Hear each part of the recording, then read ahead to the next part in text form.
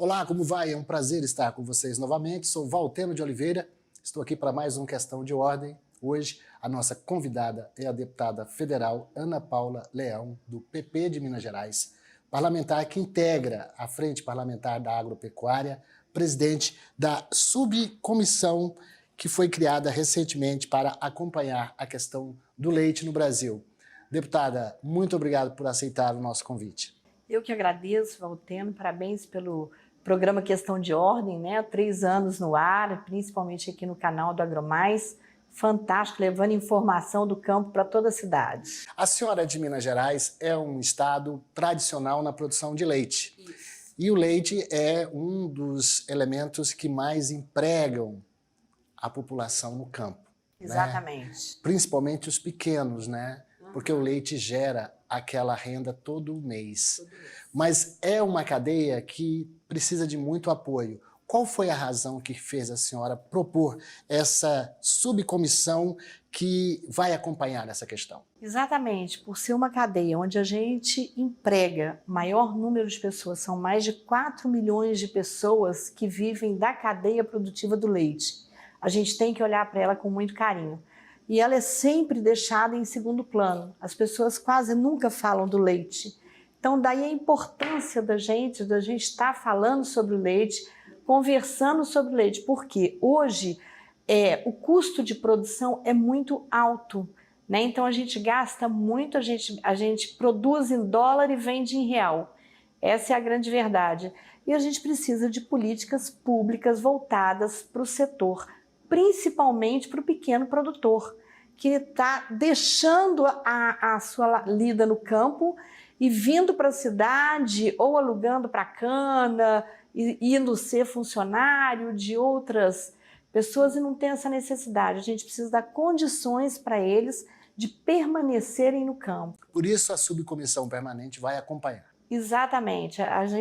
Eu criei, fiz o requerimento sugerindo à comissão, foi aprovado por todos os deputados que a gente fizesse essa subcomissão de acompanhamento permanente da cadeia leiteira para a gente estar sentindo a realidade, dando suporte e vendo, porque hoje o produtor ele já não acredita mais em nada, né? Porque desde muitos anos as coisas são assim e não mudam.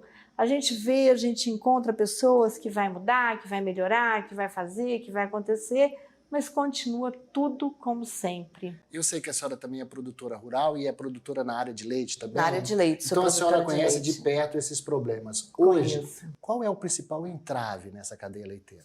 Olha, nós temos um problema gravíssimo que é hoje a mão de obra no campo. Ela é uma mão de obra muito difícil da gente conseguir localizar. A alimentação é muito cara. Mastite, o leite tem toda uma cadeia também de problemas, né, que a gente tem que vir cuidando. E a gente precisa de políticas públicas voltadas para o pequeno produtor de leite, porque o grande, mal ou bem, ele se vira, né? Mas o pequeno não. O pequeno está deixando a lida e vindo para a cidade e a gente não pode permitir que isso aconteça. Para quem está acompanhando e talvez não tenha familiaridade com o tema, quando a deputada falou mastite, a gente está falando de inflamações da teta, ali das vacas leiteiras, e esse é um problema que afeta o comércio. Se a vaca tiver mastite, ali no laboratório se identifica, ele precisa tirar essa vaca do rebanho, fazer um tratamento, só depois de algum tempo ela retoma, não é isso mesmo? Exatamente. E o leite não pode ser misturado. Porque a gente também nasceu no campo, né? Aí a gente lida com isso com mais facilidade. O leite não pode ser misturado, né? Ontem eu estava com um caso de um pequeno produtor que me ligou desesperado, que ele tira 200 litros de leite, mas que acabou indo leite dele e a cooperativa estava responsabilizando ele por 4 mil litros de leite. Então, pensa, um pequeno produtor que tira 200 litros de leite e sendo responsabilizado por 4 mil litros de leite. Deputada Ana Paula, a senhora tocou num outro tema que faz algum tempo eu acompanhei o caminho do leite indo até seu estado, inclusive.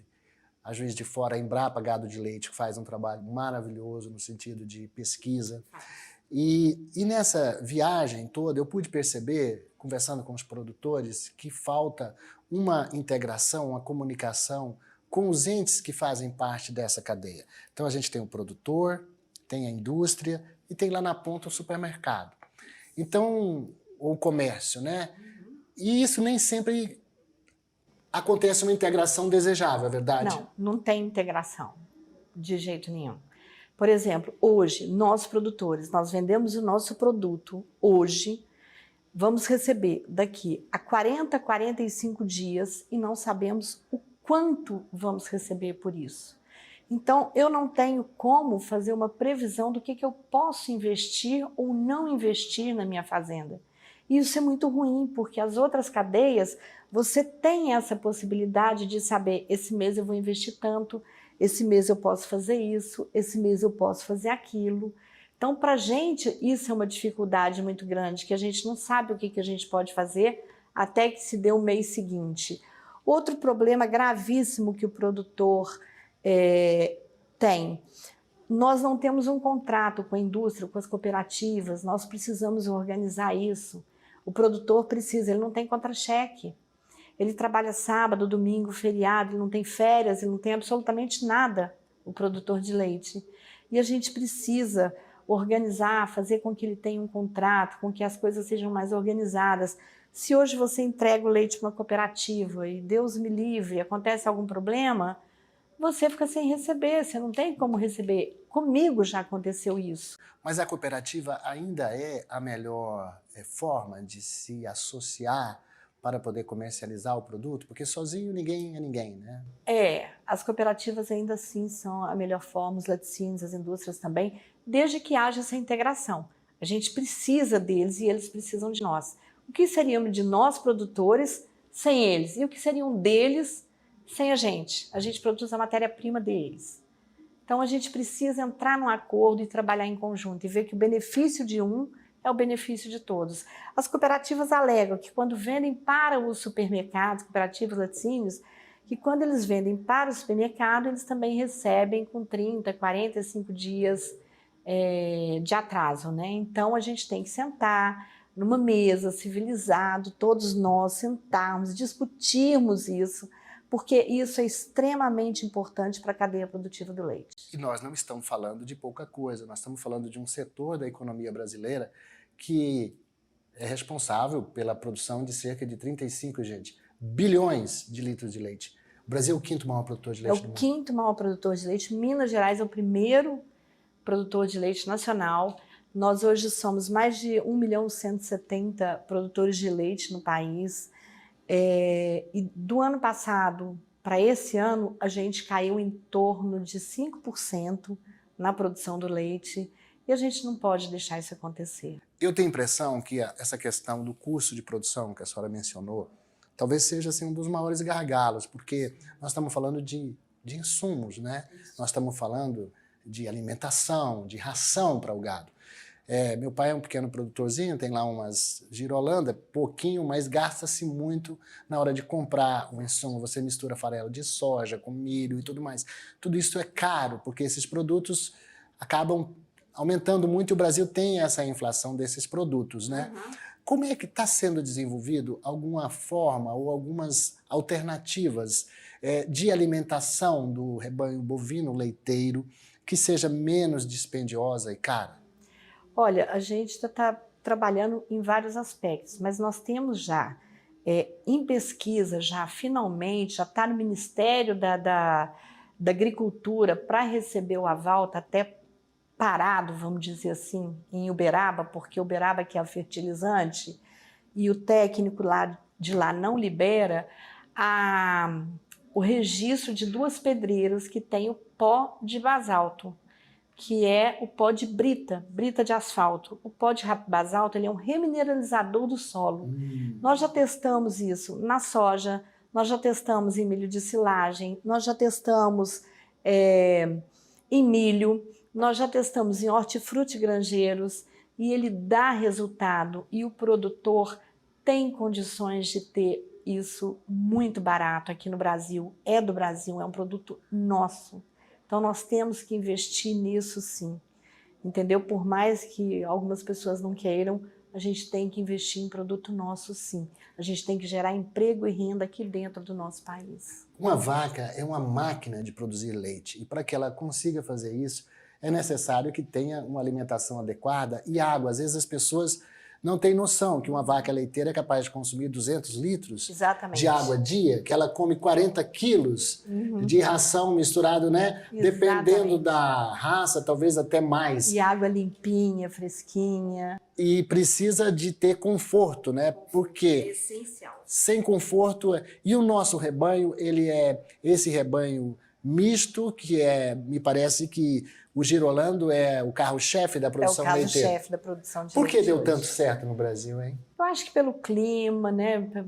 Pela toda a praticidade do país, o Girolando deu mais certo do que todas as outras raças. Você pega a rusticidade lá do Gir, mais a potencialidade do leite lá das holandesas, mas como elas são de países frios, você tem que ter todo um sistema adequado para que elas tenham conforto, não é? Exatamente. Eu crio holandesa, né? Pura? Pura. Mas a Girolando é mais...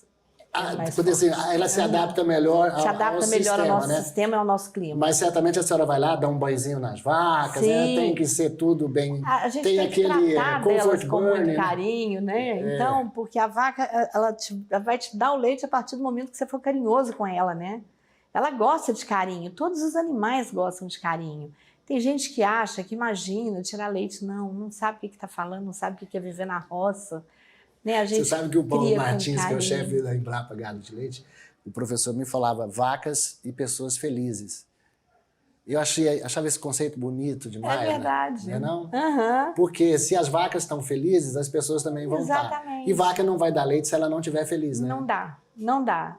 Isso é puro e certo, líquido e certo. Como é que a senhora começou como produtora?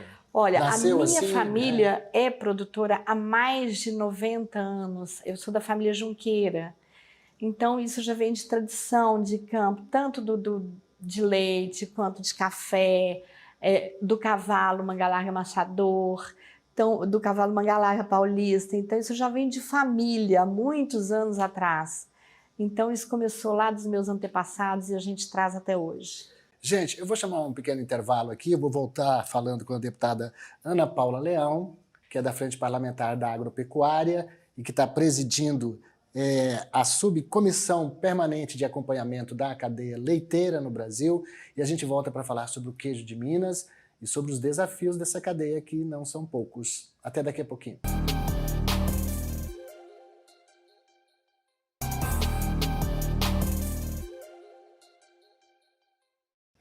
Olá, gente. Estamos de volta aqui no Questão de Ordem. Eu estou aqui com a deputada federal Ana Paula Leão, do PP de Minas Gerais, integrante da Frente Parlamentar da Agropecuária e também presidente da Subcomissão Permanente de Acompanhamento da Cadeia Leiteira no Brasil.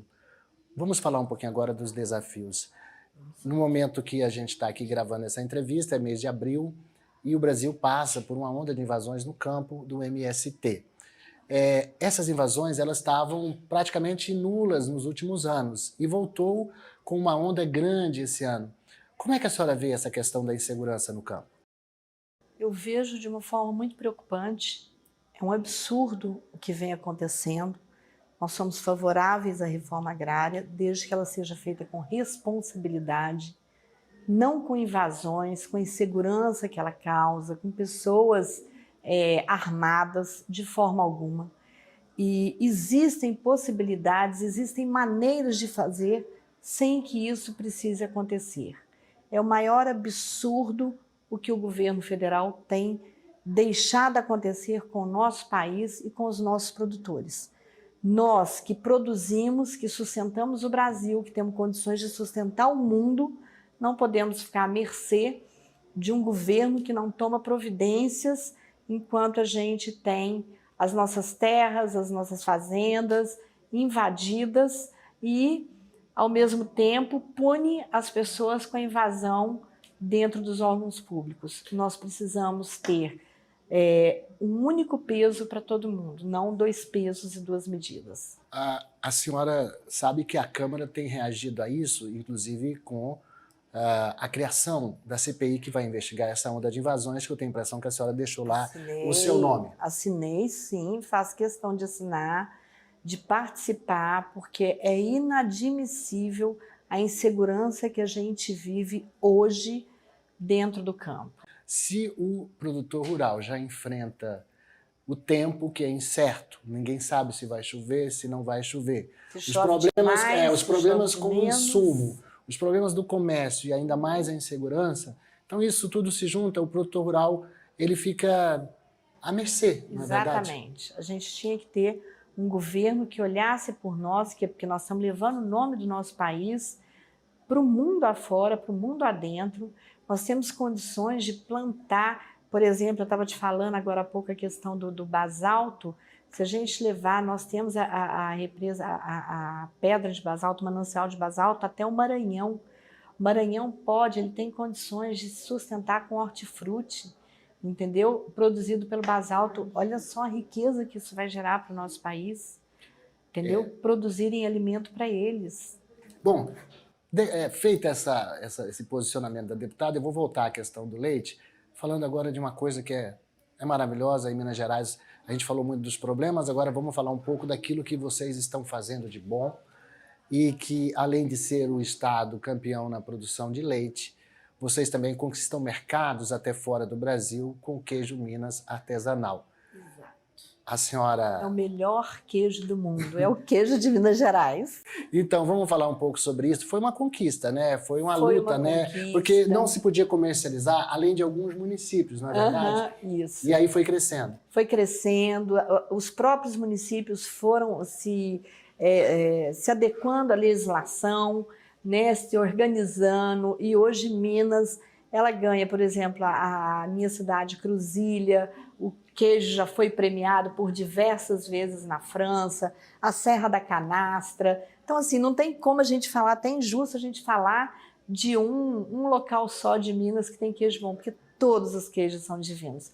Queijo de Minas, pão de queijo, café com leite, não tem coisa melhor. E a gente sabe que tudo isso acaba atraindo turista, não é verdade, deputada? Verdade. Então, quando essa cadeia funciona bem, você tem o produtor que ganha, o comerciante que atrai o turismo. Minas Gerais é um estado muito turístico, né? Porque Exatamente. É um estado que tem aí a questão do ouro e tudo mais. A gente tem as cidades históricas, a gente tem as estâncias hidrominerais, a gente tem a nossa grande Belo Horizonte também, que é uma cidade acolhedora, que acolhe as pessoas quando chegam para lá. Então, assim, Minas é um estado apaixonante. Agora, a senhora, dentro dessa subcomissão permanente de acompanhamento do leite, o que a senhora falou de vários desafios. O que a senhora acha que poderia ser o pontapé inicial para isso? Eu tenho a impressão que é a própria comercialização, não é? Fazer exatamente a integração que a gente estava conversando agora há pouco. Entre os três entes, né? Entre os três entes. Né? O que seria do produtor sem os laticínios, a indústria, o comércio, o que seriam deles sem nós? Né? E a gente tem que fazer o quê? Leite é só o mamífero que dá leite. Não existe leite de outra coisa que não seja do mamífero. Isso a gente também tem que lutar e deixar bem claro para o povo brasileiro ter ciência que quem produz leite é só mamífero. A gente não tem leite, a gente não consegue ordenhar outra coisa que não seja uma vaca. E a gente sabe que o setor também cabra. A gente às vezes também percebe que existe, às vezes, a campanha que o leite, intolerância ao leite, o leite faz mal, é a gordura. Mas hoje a indústria não, a pesquisa agropecuária já resolveu todos esses problemas, todos na verdade. Esses problemas. Porque você tem na pesquisa genética leite para tudo, para quem tem alergia, para quem tem intolerância à lactose. Exatamente. Então não faz mal tomar leite. Não faz mal, é muito bom. Eu fui criada com leite, tomando leite na teta da vaca, pegava o copo, punha açúcar lá dentro, que era melhor ainda, ordenhava a vaca ali dentro e uma delícia, nunca tive problema nenhum, graças a Deus, sou saudável. Meu pai da mesma forma, meu pai só deixou de tomar leite, meu pai ainda tinha o o hábito de, depois do almoço, ele picar goiabada no prato, num prato fundo, jogar leite e tomar o leite com a goiabada. A senhora sabe que lá no curral do meu avô, em vez de açúcar, o povo usava também um conhaquezinho na beira do curral. A senhora sabe disso? Olha, tá não, conhaquezinho é coisa de goiano, né? É, mas goiano e mineiro é muito próximo, né? Bem não? parecida. É. Olha só, tem uma coisa que eu queria perguntar para a deputada, que a gente vê nas imagens, a gente ficou falando aqui, e não tem como não falar das vacas, né? Sem vacas, e a gente falou de vacas e pessoas felizes, lembrando do meu amigo Paulo Martins, da Embrapa Gado de Leite, mas é o seguinte, não é fácil, você tem que realmente ter cuidado, tem que ter todo o manejo adequado para que a vaca seja essa máquina de produzir leite. Quantos anos fica uma vaca dentro do plantel de produção, geralmente? Olha, depende, ela depende, né? Depende de cada criatório, depende do dono, entendeu? Depende da vida útil que ela vai ter, mas em média uns 20 anos, mais ou menos. Ela pode ficar, né? Pode. Mas pode dentro ficar. dessa produção mais intensa, não, aí ela vai 7, 8, 9 anos, né? Vai diminuindo, aí ela porque você vai substituindo, né? Porque hoje eu percebi... É aquela vaca que eu falo em subsistência, é a vaca mimosa, né? Aquela que você tem, aquele carinho especial, tudo que você não desfaz dela por nada desse mundo. A senhora sabe que dentro da cadeia leiteira também a gente está vendo a mecanização chegando muito forte, né? Eu fui, acho que foi em São Gotardo, que eu fui numa fazenda em que praticamente não tinha ninguém. As vacas, as holandesas, da mesma raça que a senhora cria, elas saíam assim, quando tinham fome, passavam por um caminho, um corredor, e depois elas chegavam a um local que era, na verdade, uma espécie de uma armadilha, vamos dizer assim, e enquanto estavam comendo, um robô vinha, acoplava ali as tetas da vaca e ela saía, era extraído o leite, ela saía novamente. Às vezes tinham vacas que eram ordenhadas 3 vezes ao dia, a senhora acredita? Acredito. E aí é que está a grande diferença, onde eu te falo que a gente tem que cuidar dos pequenos produtores. A gente tem que levar a tecnologia, a inovação para eles também. Não adianta só a gente ter isso. É muito importante que eles tenham a inovação, é muito importante que eles tenham tecnologia, que eles consigam ter. Hoje, Minas Gerais, vou te dar um exemplo. Hoje, em Minas Gerais, nós temos um problema seríssimo com a CEMIG. A CEMIG tem deixado a zona rural haver navios praticamente 92 horas sem energia elétrica, 52 horas sem energia elétrica. Né, deputada? E isso, para o pequeno produtor, é um prejuízo enorme.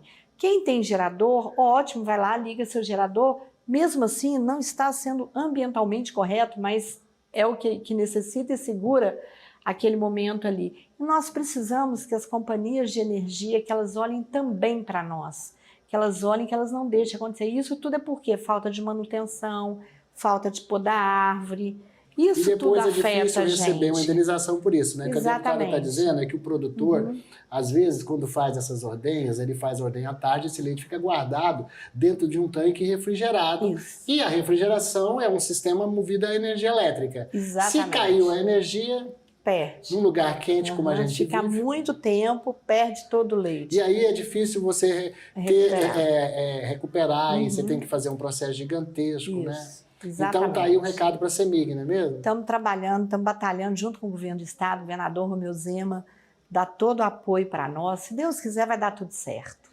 Deputada, nós estamos caminhando já daqui a pouquinho para o final do programa. A senhora poderia aproveitar para falar um pouquinho mais sobre... A gente está com muitas pautas paradas no Congresso, que inclusive já passaram pela Câmara. Licenciamento ambiental, a lei de modernização dos pesticidas, mas parece que lá no Senado as coisas não andam muito, né? Pois é, todas as pautas que foram colocadas na Câmara dos Deputados, o nosso presidente Arthur Lira honrou... Que é do seu partido, inclusive. Exatamente, que é do meu partido, honrou com os produtores rurais, né, e não deixou a desejar. Agora, no Senado, as pautas estão ficando paradas. E é o mineiro também, como né? mineira, exatamente, eu espero que o nosso presidente, Rodrigo Pacheco, que ele realmente coloque o que tem que colocar para poder ser produzido, para poder andar rápido, para que a gente possa produzir, trabalhar mais e o setor não parar. Então, nós contamos com o presidente do Senado, contamos com o presidente Rodrigo Pacheco, para que ele coloque inclusive a CPMI no dia 8 de janeiro também em pauta e a do MST, porque são pautas importantes para nós. Não posso deixar a senhora sair daqui sem falar sobre a reforma tributária, porque toda vez que fala em reforma tributária, o setor agropecuário treme de medo, porque fica preocupado com mais taxação. É verdade. Eu tenho acompanhado as reuniões, apesar de não fazer parte do grupo de trabalho, mas eu gosto porque eu preciso saber e eu preciso estar ciente porque eu sou muito municipalista também. Então, eu acho que eu tenho que equilibrar as duas coisas, né? Então, eu tenho acompanhado, faço questão de acompanhar as reuniões da reforma tributária, mas eu não estou conseguindo ainda entender dentro dela, Até porque assim, como é que vai ser feito ainda, isso? Né, a proposta, né? Mas assim, já estão discutindo a 45, Imposto a 110, único. mas você não sabe como é que vai ser feito. Não, depois vai ser regulamentado por lei complementar. Ótimo, a gente tem um sistema complexo, muito louco, né? Obsoleto, mas como é que eu vou votar depois, regulamentar depois por lei complementar? Como é que vai ser isso? Né? E até agora, o que a gente já discutiu, que é dentro do agro, a PEC 46, que é do senador Orozimbo, que é, acho que é Orozimbo o nome dele, eu não me esqueci um pouquinho agora, que é a mais palatável para o setor agropecuário. Deputada Ana Paula Leão, quero agradecer a senhora por essa participação aqui. Está convidada para retornar mais vezes. Muito obrigada. O canal está de portas abertas. A gente é um defensor do setor que a senhora representa. Eu que agradeço. Te espero também no meu estado para a gente tomar um café com leite, um pão de queijo, lá em Uberlândia, no Triângulo Mineiro, e depois a gente vai até o sul. Tá certo. Olha só, conversei aqui com a deputada Ana Paula Leão, do PP de Minas Gerais, que integra a Frente Parlamentar da Agropecuária e preside a subcomissão de acompanhamento da cadeia leiteira na Câmara dos Deputados. A gente se encontra semana que vem em mais um Questão de Ordem.